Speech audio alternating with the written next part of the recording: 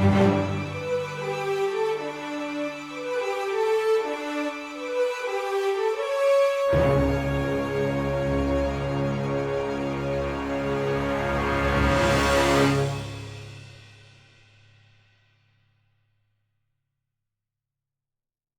you so much, you guys.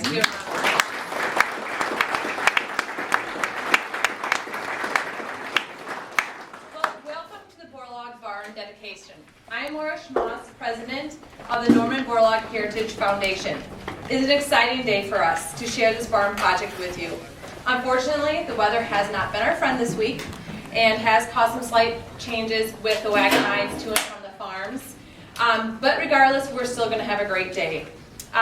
We are thrilled to have Jeannie Borlaug with us, which is Norm's daughter. She will be speaking to us in a little bit, along with Kurt Meyer from the Iowa Barn Foundation and Scott Thompson. A couple of years ago, the foundation was having conversations and questioning the longevity of the barn. And there's no question in our minds that the barn needed to be preserved.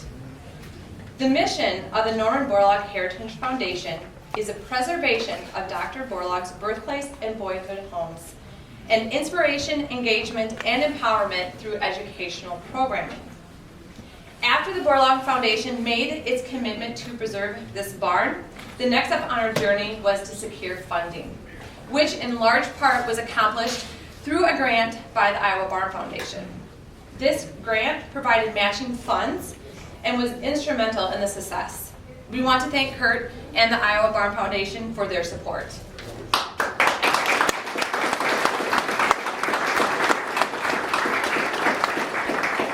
Then the next step, in order to provide the matching funds, we had to raise the funds.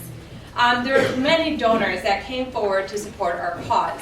We want to thank the Howard County Community Foundation, Donna Thomas and Cresco Bank and Trust, Tom Spindler, Dale and Catherine Holstrom, and Gary and Elaine Gassett. A special thank you to Jack Thompson Memorial Fund and the Thompson family for their major contribution. Without the support of the donors and the community members, this restoration project wouldn't be possible. The restoration actually started in the summer of 2017 with Mike Urach and Urach Construction out of Wacoma. The barn was completely stripped down to the beams and rebuilt from there. The final piece of the project was completed this spring with the finishing of the roof and the cupola. If you get a chance, check out the slideshow at the back. It has the whole process from before it started until the end, and the transformation is truly amazing. We want to thank Mike and his team for an outstanding job on the craftsmanship that he did on this barn. The barn is not only a structural icon here on the farm, but the foundation has envisioned this as a visitor and educational center. Every fall and spring, we have hundreds of kids from throughout Northeast Iowa schools come to visit the farm and learn about Dr. Borlaug. It would be great to have a permanent educational facility. Phase 2 of the barn renovation will be forthcoming. Lastly, I want to thank the Borlaug Foundation. And if you guys could stand up or wave. They consist of Mark Johnson, our Vice President. Gary Gassett is our Treasurer. Shirley Sovereign, Secretary. Tom Spindler, in the back. Maury Kramer.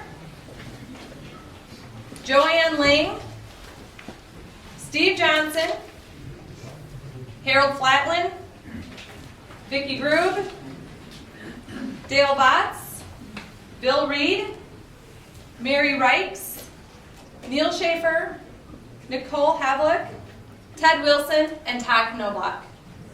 Their devotion to this Barn Foundation, to the Borlaug Foundation, is what makes this all possible.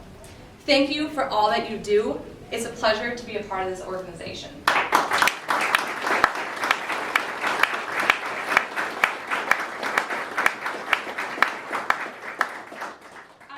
Next, we have Kurt Meyer with the Barn Foundation going to talk with us.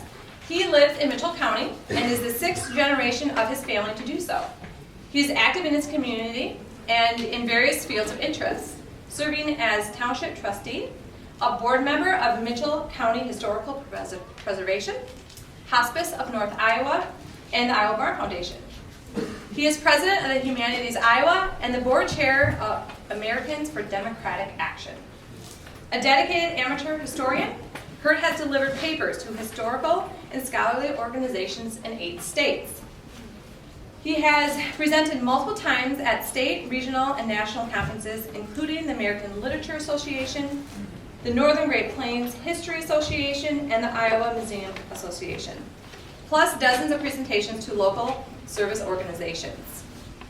In the last decade, he has curated and displayed 8 exhibits of his family's extensive art collection. Professionally, for 30 years, Kurt has been a consultant to nonprofit organizations and assists with planning, community relations, and fundraising. He is a '76 graduate of Luther College, where he majored in history and political science. He has received a Distinguished Service Award from the college in '96. His graduate work of public administration was done at Penn State University. Kurt and his wife Paula have 3 adult children. Please give a warm welcome to Kurt.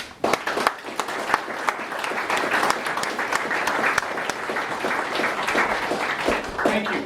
It's a great pleasure to be here today and to represent the Iowa Barn Foundation. I have served as a foundation board member for something like a half dozen years. I probably should have checked and given you an accurate number, but roughly a half dozen years.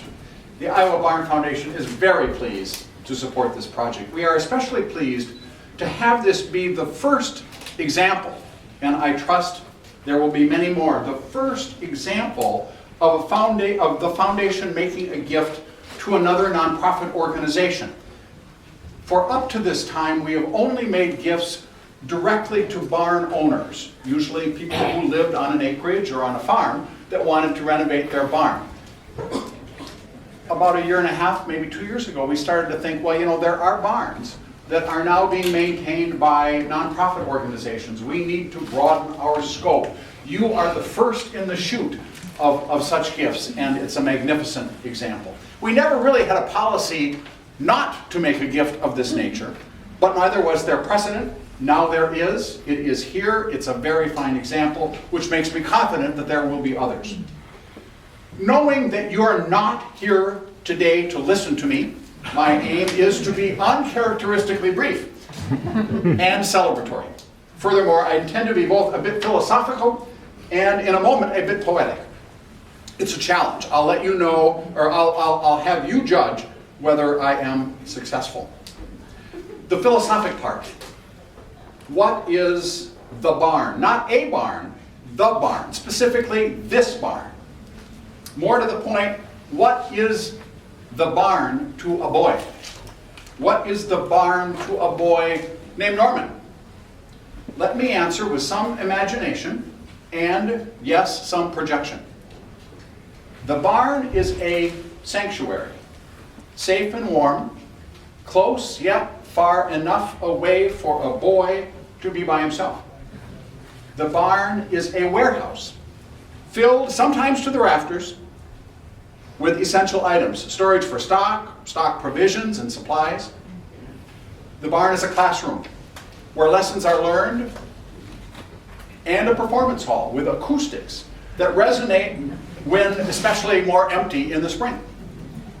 The barn is a laboratory where experiments are launched and a workshop where projects are undertaken.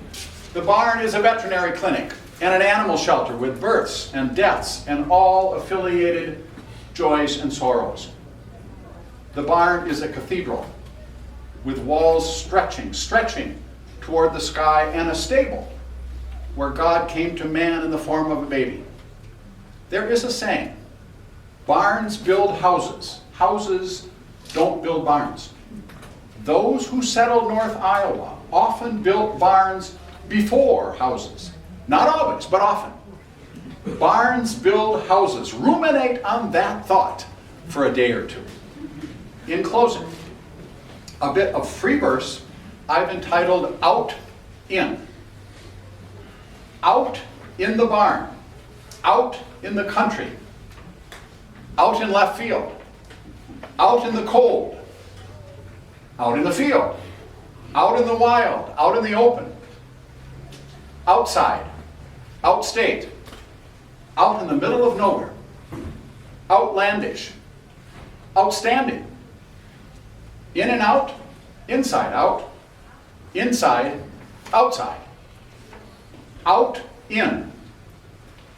in the barn, out in the country. Thank you, congratulations to all who made this day happen. Well done, my friends. Thanks for including me. Thank you very, very much.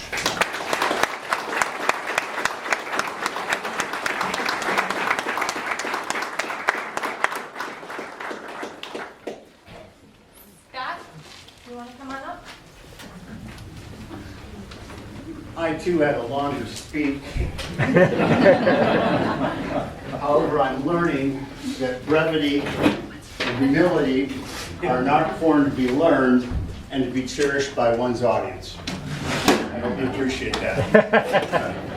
I get to talk about one of my favorite topics, and that's my dad, and one of the things that he absolutely loved, Norman Borlaug, and his relationship. Kind of start from the beginning, July 2000, a committee of Norm's son, Ted Behrens, Henry Owed, Steve Johnson, then the director of the Vesterheim Norwegian Museum, the then mayor of Decorah, along with Ken Becker of the TPD, and my father, Jack Thompson, formed the Norman Borlaug Heritage Foundation.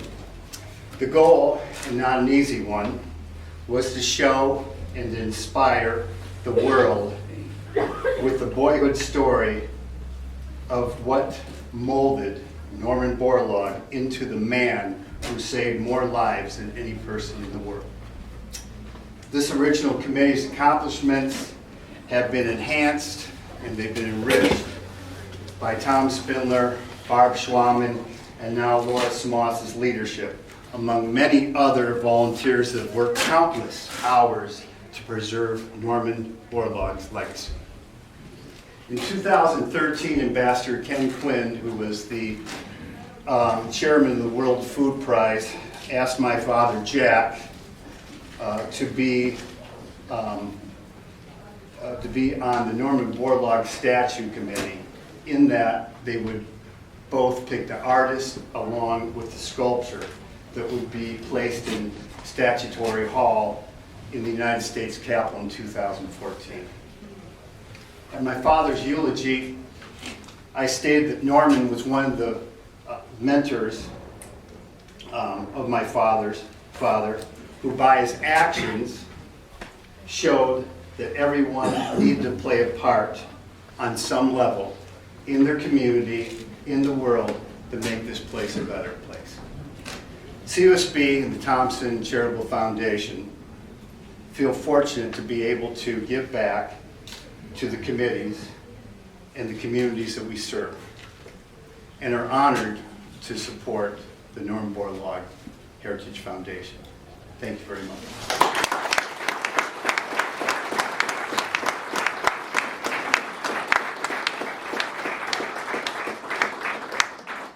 Next, we'd like to invite Jeannie. And Jeannie has a special guest with her today. I do have a special guest. This is my grandson, Luke, my father's great-grandson. So he's the first great-grandson to visit Iowa. And he's going to start out. We're going to be brief, too. We're not going to be like my dad. My dad would talk and talk and talk and talk. And my mom and I would be sitting in the background, and we'd be going like this, you know, Daddy, that's enough. And he'd keep talking, and he wouldn't look at us on purpose. I do want to thank the Heritage Foundation for all the wonderful work that they've done over the years to maintain and to keep my father's legacy alive. And I told yesterday we had the great fortune of being at the farm and visiting with 300 fifth graders from the area, and it was really truly delightful. And I would tell them all that my dad was three things, and I know many of you in this room know my dad, or knew my dad, know him.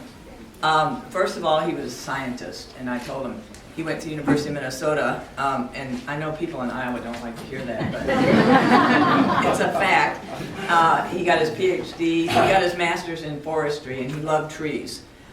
He also got his PhD in plant pathology and genetics, and that's how he started doing all of his genetic engineering. Well, it's called, they don't like to say it, genetic engineering, but anyway, his crossbreeding to make things better than they were before with the wheat crops. Then he was also a humanitarian, and I asked all the kids, what is a humanitarian? And some of them looked at me, and when I talked about what a humanitarian does, my dad was a perfect example of a fabulous humanitarian, helping other people. That was his life. He knew that he wanted to feed the world. He didn't do it for honors. He probably would have been embarrassed with all these honors that he's been bestowed upon, but he did it out of the goodness of his heart. When he went to the University of Minnesota, he had never seen this before. He had seen people in Iowa that were fed and happy and helped each other, and he got up to the University of Minnesota and he saw the bread lines, and he said, this should never happen in our wonderful country. And from that point on, that was really the springboard for his wanting to feed the world. And then the last thing that he was a teacher. He loved teaching. He loved youth. He loved the young people. And he probably taught, I don't know how many hundreds or thousands of international students to go back to their own country and learn how to feed their own people. So between those three things, I think it really sums up what my dad was. He was a very kind, as you know, patient person. Somebody said, well, when did you know he was famous? And then somebody asked my brother and myself that. And we kind of looked at each other and said, we didn't know he was famous till he got the Nobel Peace Prize. So he would go off to work or go off to India or Pakistan, and we often said, really, my mom's the one that deserved the Nobel Peace Prize for putting up with him. We were raised in Mexico. We didn't have the opportunity to come to Iowa very often. We came every other year when Daddy had home leave. And so that's when we got to know the wonderful people of Iowa. And that is where my dad got his start, his moral ethical values, was from right here, from all of you all, and from the way that the people live in Iowa. So, and he would be really delighted to see what has happened with this foundation and what you've done to restore this, and also the home where he was raised after 8 years, I guess. As you know, he won the Nobel Peace Prize, the Medal of Freedom, and the Congressional Gold Medal, and poor Alan Borlaug has been sitting back there monitoring all of that, and I thank Alan for doing that. We brought those up for the kids to see yesterday, and I hope that all of you have gotten to just take a peek at what we have there. We also have the Science Award. Thank you, Norman Jean. Oh, you're welcome. That's another thing. My name is really Norma Jean, and only Alan Borlaug and my grandmother called me Norma Jean. My dad saw me, and the minute he saw me, he said, that's Jeannie. And my mom said, well, why do we name her Norma Jean? And he said, I don't know, but it's Jeannie. So my passport and Alan and my grandmother are the only ones that call me Norma. But as you know, there are only 6 people that have ever gotten those 3 big awards. And I can't remember some of them, but Mother Teresa, Alan, who else? Martin Luther King. Elie Wiesel, Mandela. I know. Anyway, and probably one of the awards which Iowa gave him is that statue, that fabulous statue that's in Statuary Hall in D.C. And Luke was able to go see that put in, and that is a fabulous, fabulous homage to him, and we thank you, the people of Iowa, because it was you all that put him in. So thank you very much for all that you do, and God bless you, and I love coming back, and I'll be back next year to do this again. And